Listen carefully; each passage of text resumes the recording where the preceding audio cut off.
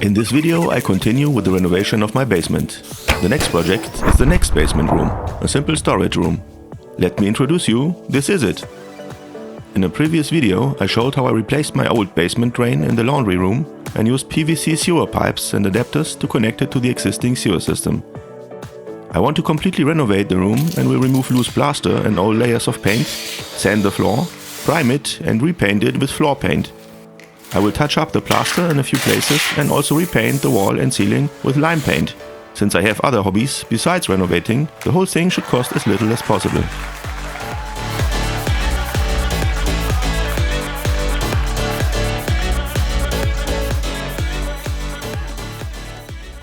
As it happens, in my case the cheapest solution is actually the best one, but more on that later. The cellar in my house is a typical old building cellar. It is between 1,90 m and 1,97 m high. I can just about walk upright in it with my shoes on. The floor was originally tamped clay. Only later was a floor slab made of concrete put in and then painted with concrete paint at some point. The basement ceiling consists of steel joists with arched brick caps in between. This type of ceiling construction is therefore also called cap ceiling or Kappendecke in German. The wall consists of quarry stones from the surrounding area on which a brush plaster has been applied. Brush plaster means that the plaster has been smoothed with a broad brush or paintbrush after it has been applied and not been straightened with a straight edge. This means that the walls are not straight. On the one hand, this was quicker and cheaper to produce and also had another positive effect. A humpbacked wall, which is also damp, has a larger surface area that can cool down the cellar through evaporation during the warm summer month. Together with a damp clay soil, this ensured a constantly high humidity and low temperatures. Nowadays, an undesirable effect, but in earlier times, without a refrigerator and a supermarket around the corner, indispensable for storing root vegetables such as potatoes so that they didn't dry out. As it happens, however, there is a supermarket near me, just around the corner, so to speak. And I also have a fridge by now. So the first step in my own cellar renovation, I moisture-proofed the cellar. That was 6 years ago. So I started digging out my house the old-fashioned way with spade, shovel and wheelbarrow.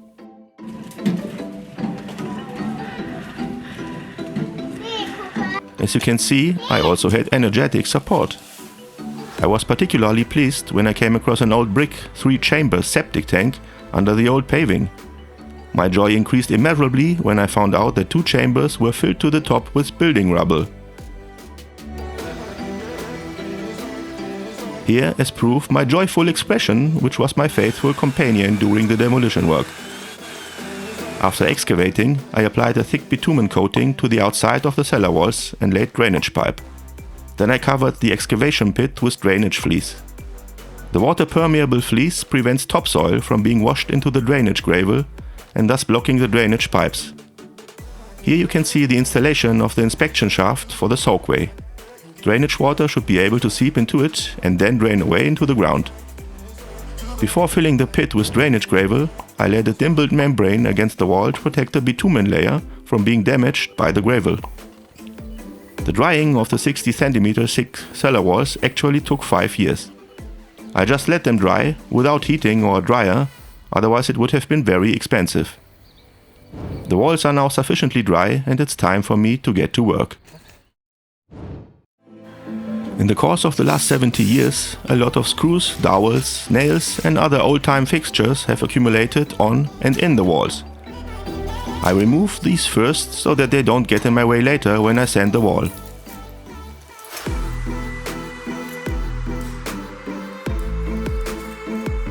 These are old dowels that were used from 1926 until the 1950s. They consist of a fabric insert in a sheet metal sleeve. The sheet metal sleeve is, of course, badly corroded by now.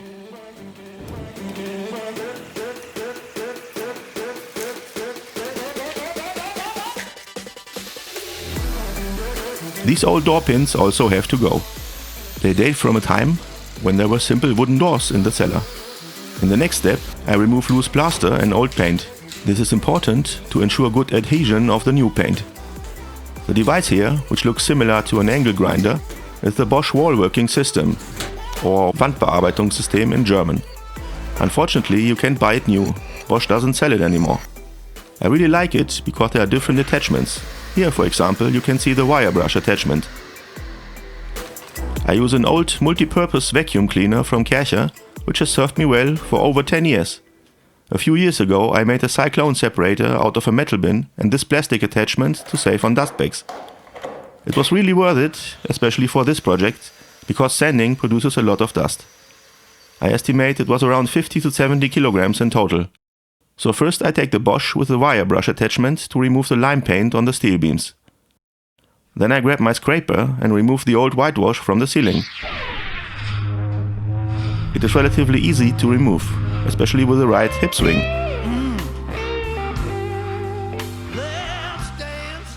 This is relatively time consuming, but unfortunately unavoidable.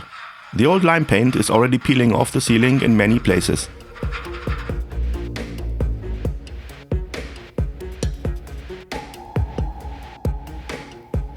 To finish the ceiling work, I take my angle grinder and the cleaning disc and go over the steel girders again. Fortunately, the steel beams are hardly corroded at all. I have seen much worse.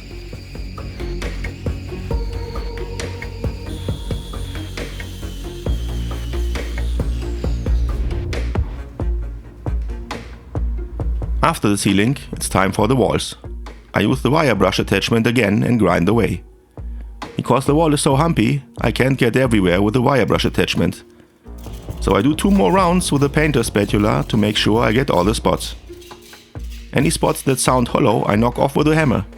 I will repair these and other spots later with lime cement plaster.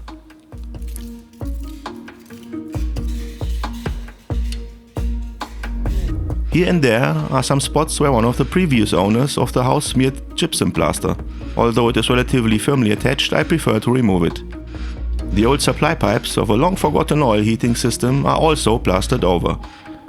Something is stuck in there. Have I stumbled upon an old secret hiding place? Too bad.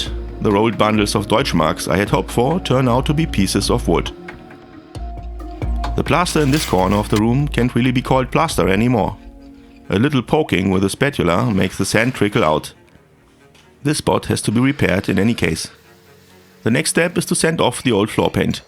But first I have to exchange the wire brush for the diamond cup wheel. Let's go! My orange knee pads make kneeling on the concrete floor bearable. Unfortunately, I soon notice that the work is very tough. If you look closely, you can see a grayish layer under the light color of the floor. This is an extremely hard floor filler, probably smeared in places by a very clever previous owner, presumably to combat rising damp or something like that. At this point, I already suspect that it will take me ages to sand it off.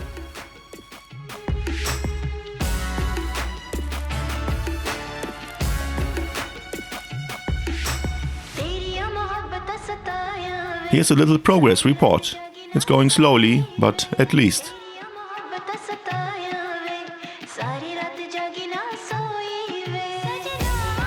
As you can see, the whole thing is extremely dusty. I had already feared this, and so I got myself a full face mask with replaceable filters. It's a worthwhile investment in health for this kind of work, I think. Here you can see it again. Before, I had goggles that were separate from the respirator. That's how it was in the basement drain video. But the two kept getting in each other's way, and as a result, the goggles were permanently fogged up, and I also got dust in my eyes. The full face mask is much better here, and it really doesn't fog up from the inside. This is the result after sanding.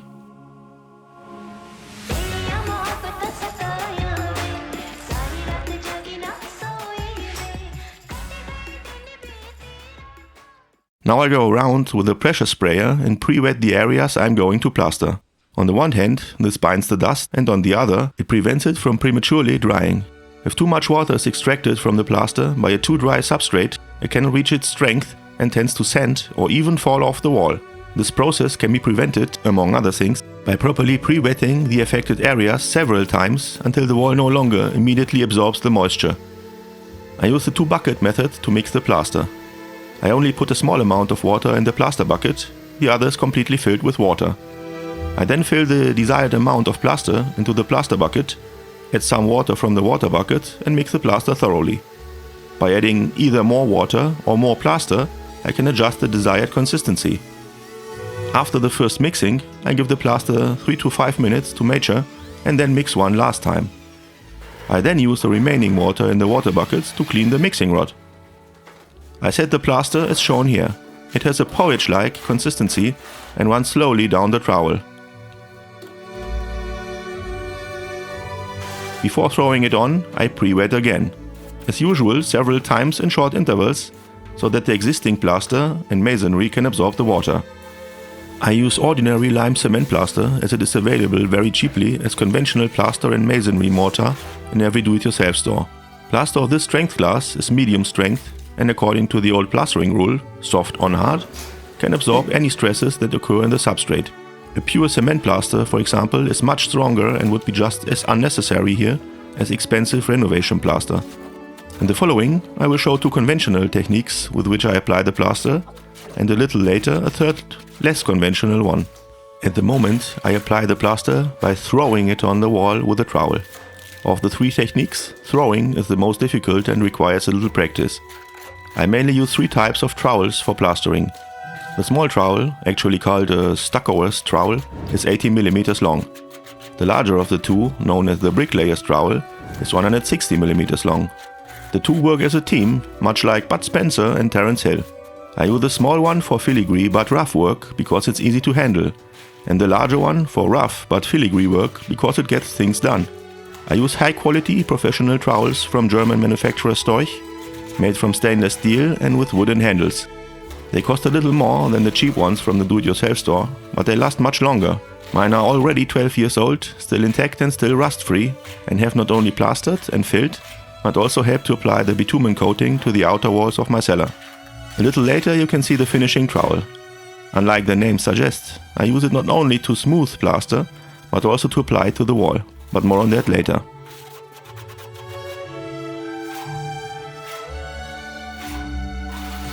Here you can see a corner trowel. It is available for both inside and outside corners, quite helpful for shaping the corners of the room. The second technique for applying the plaster, besides throwing it on, is to trowel it on with a smoothing trowel. To do this, a not too large chunk of plaster is placed on the smoothing trowel with a bricklayer's trowel, which is then smeared on the wall.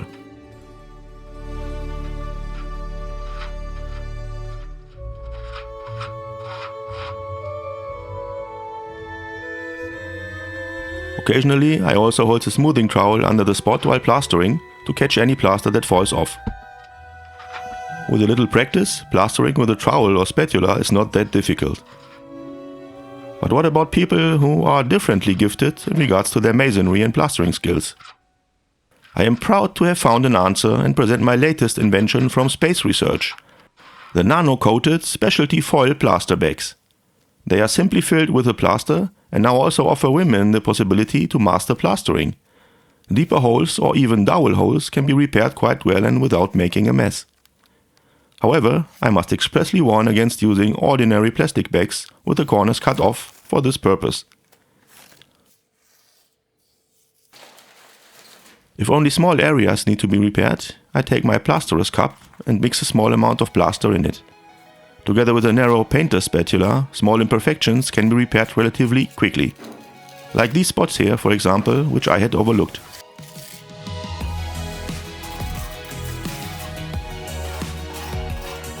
At the end of the plastering work, I scrape the remaining plaster out of the bucket onto a piece of cardboard with a trowel and wash out the bucket. After it has hardened, I simply throw the cardboard and mortar into the household waste. The plaster has now set slightly. I go around and scrape excess mortar off the walls here and there. Depending on the thickness of the plaster layer, the weather and the surface, it takes the plaster anywhere between 15 minutes and an hour to set. As soon as the plaster cannot be pressed in with the tip of my fingers, applying light to medium pressure, the time has come and I can start finishing the surface. There are different types of plastering floats which affect the texture of the finished plaster surface. There are floats made of wood or plastic and no covering, and there are covered ones with a sponge, felt, latex or rubber covering. Personally, I prefer a float with an orange sponge because the color matches my fancy knee pads perfectly. I also like the slightly masculine, rough surface that can be achieved with it. I dip the float every now and then into a bucket of water that is a quarter full, and then wipe the sponge thoroughly around the edge of the bucket. I then rub the sponge over the plastered surface until a pleasing result is achieved. By the way, the rectangular bucket used for this purpose is an old dustbin.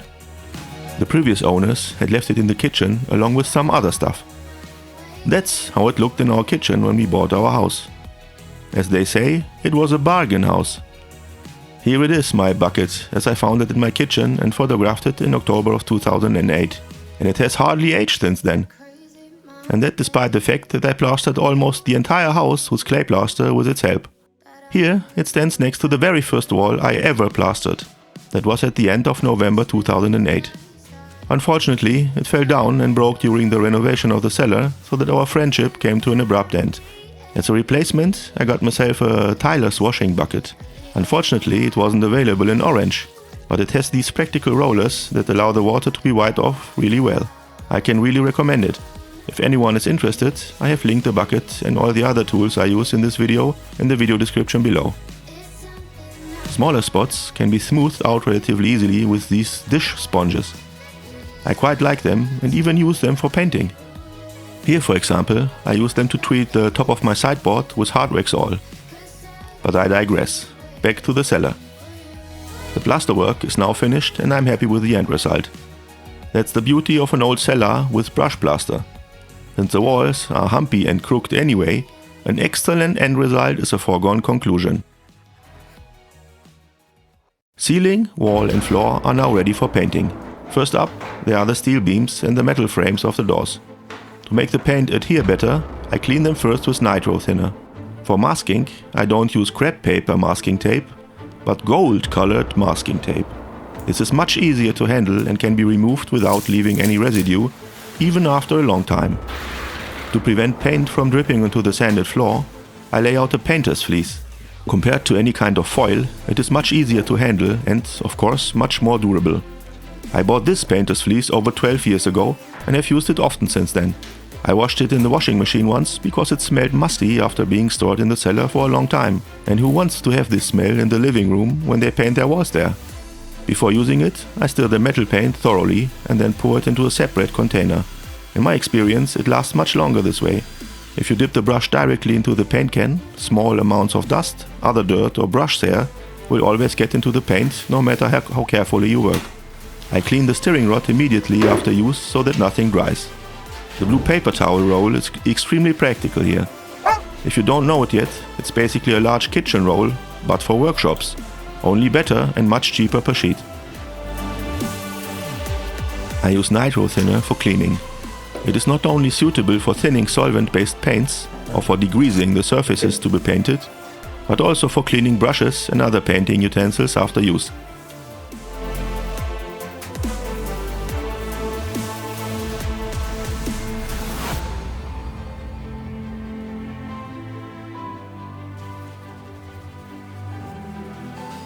To prevent the brush from drying out between paint applications, it can simply be wrapped in a piece of cling film overnight. This saves me from having to clean in between applications.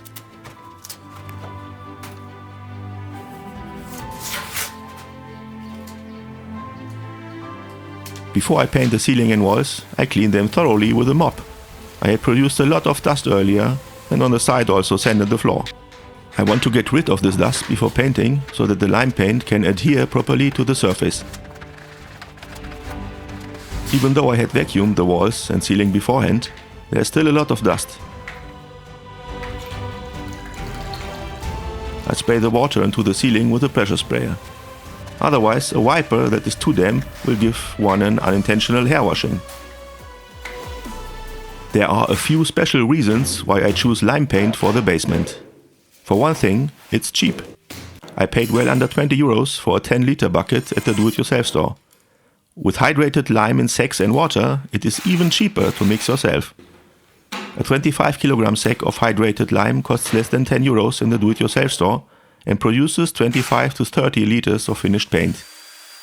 Lime paint has 3 properties that make it ideal as a basement paint for old cellars.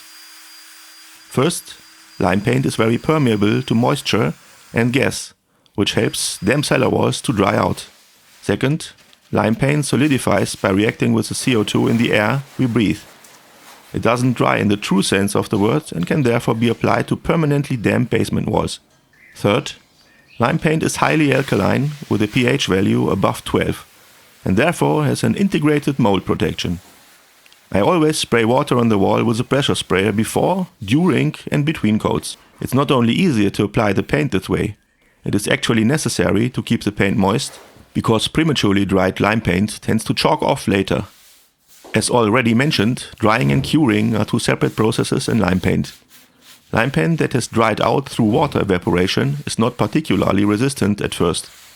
It is only through the reaction with the CO2 in the surrounding air that the lime crystals are formed through which it hardens in the course of time. Even old cellars sealed from the outside, like mine for example, usually have a moisture problem in summer due to condensation and are therefore at risk of mold. The cool cellar walls, which usually have the same temperature as the surrounding soil at floor level, are hit by the warm air in summer and the humidity condenses out onto the cool walls. If you take a delicious cold drink out of the fridge, you can observe this scientific principle very nicely. It doesn't take long for condensation to form on the glass. By the way, repeating this experiment many times is recommended for imitation and promotes science.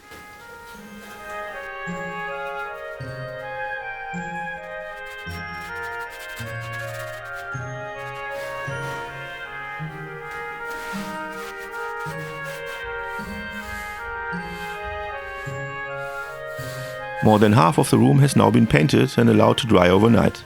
I am quite satisfied with the coverage of the paint after the first coat. It should be noted that the lime paint is a little milky transparent at first during application. The half of the wall on the right that dried overnight covers a little better. Nevertheless, I will have to apply 2 more coats until I am satisfied. I also pre-wet the wall that has already been painted. The brush simply glides and slides better and it doesn't do any harm.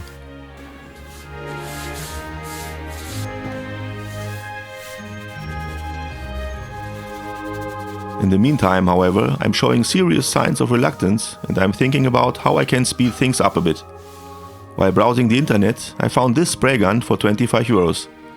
Since I already own a compressor and the costs are therefore manageable, I order one and what can I say?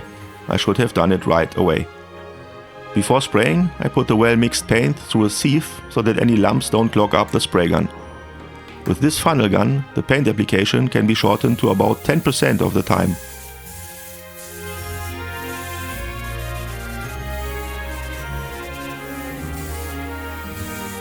I still have to go over the paint again with the brush for a pleasing final result, but there is no comparison to before. It really is much faster. Before I start painting the floor, I will quickly repair some of the bigger holes. I use concrete filler for this. I decided to use ordinary floor paint as the floor covering. This is by far the cheapest solution. On the one hand, it's enough for a simple storage room where the whole family spends maybe a combined hour or 2 a year. On the other hand, there is also the relatively low room height, which shouldn't get any lower. And if at some point in the future there's earthwork to be done that requires the floor slab to be chiseled up, renovation would be quick and inexpensive, compared to a tiled floor at any rate. Before I paint the floor with floor paint, I have to prime it. I bought the right primer together with the floor paint. As usual, I stir it thoroughly first. To keep the stuff from splashing around, I hold my finger on the stirring rod just above the liquid. This way I can move the stirring rod up and down without making a big mess.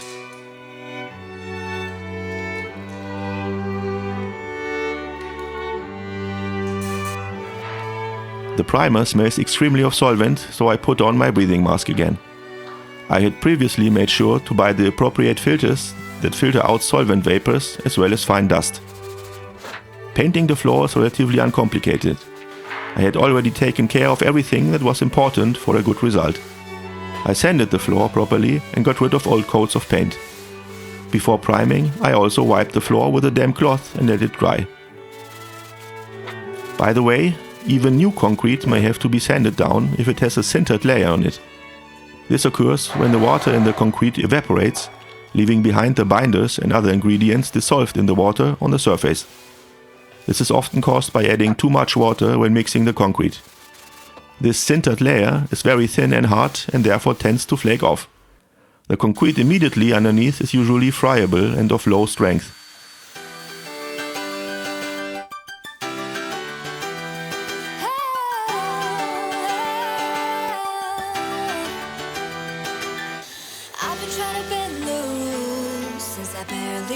After the primer has dried, I start to apply the paint. I use small 11 cm foam rollers throughout. They are the cheapest. They do the job and cost less than €1 each. Since cleaning is not worthwhile, I dispose of them after each application of paint.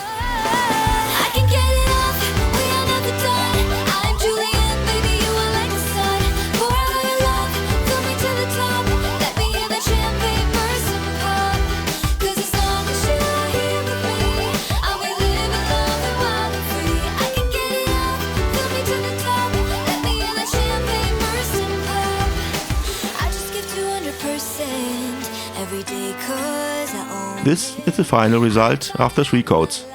As you can see something.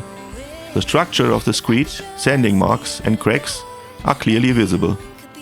Since my cellar was already painted with floor paint before, I knew that and it doesn't bother me. It is a good enough result for me and it fits perfectly with a humped wall.